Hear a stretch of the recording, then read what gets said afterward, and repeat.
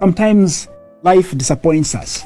Sometimes certain experiences that we go through put a veil of darkness, a veil of sorrow, a veil of misery on our faces, such that we're not even able to recognize the Lord. We're not even able to recognize Jesus in our lives. You go to church, nothing is making sense. You kneel to pray, nothing is making sense. In fact, you can't even pray. You can't even pronounce words, put words together to form a prayer, because you are just confused because of what is going on. The environment is dark. Your emotional state is dark. There's a veil of darkness. There's a veil of sorrow covering your face. You can't see the Lord that is standing right in front of you. Now, it is in that state of being, it is in that situation that Jesus calls us by our name. It is in that state of disappointment, that state of disillusionment.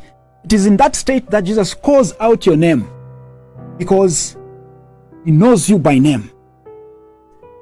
Upon hearing your name being pronounced by the Lord, everything should change about your life, because that in itself is a special encounter. It is a divine encounter. Being called by your name, being called by my name, is a divine encounter. There is something special about that. It is not an ordinary encounter. It is extraordinary. Jesus calls you by name. In that state of disappointment, that state of misery, Jesus is calling you by name. He wants you to have an encounter with him. Don't close yourself to that special encounter. Allow yourself to be carried, to be called by your name, by the Lord. Put yourself there. Quite right, things might not be going the way you expect them. Quite right, you could be disappointed because of what has happened, because of what is going on in your life. Quite right, you could be feeling this sense of darkness, this sense of sorrow, this veil covering your life, this veil covering your face. You can't see light. You can't see Jesus standing in front of you. Quite right, you could be in that situation, but Jesus is still calling out your name.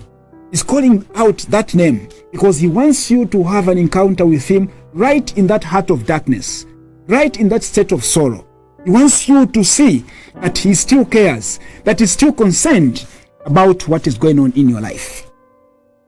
Being called by our name, by the Lord. And Jesus does not just do that for its own sake. There's a mission after that. There's a purpose that when you are called by name, he wants you now to go to others, to meet others and give witness of what you have seen. Go and tell others that you have been called by your name. Go and tell others that you have seen the risen Lord. Go and tell others that you have had that special encounter with Jesus.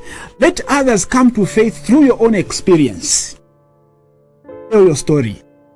The late Pope Francis, when he inaugurated the year of hope, told us that we all carry a story on our shoulders, a story of hope, a story that we can share with the world. And in fact, to be a communicator of hope, you don't necessarily need to have been schooled, to have sat in a classroom to learn about communicating hope. Anybody that has an encounter with Jesus, with God, becomes a communicator of hope. And as we continue to celebrate this year, commemorate this year of hope, we are all sent out to go and communicate this important message that yes, there could be darkness engulfing our environment. There could be darkness engulfing our lives, but we still remain communicators of hope, because in that situation of darkness, we have a special encounter with the Lord. The Lord that calls out our name, and he says, go and tell this story. Go to the village, go to others. Let other people see that indeed you have met the Lord, you have an encounter with the Lord, and he has changed your life. He has transformed you.